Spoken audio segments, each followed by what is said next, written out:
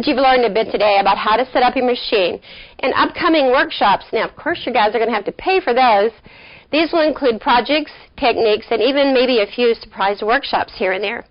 Now, if you're in the doubt about something I've said, please refer to your PDF documents. I might have said the wrong word here and there that I didn't catch, so if in doubt, please check your PDF documents. I want to thank you for spending some time with me today, so let's crank up those machines and let's go have some fun.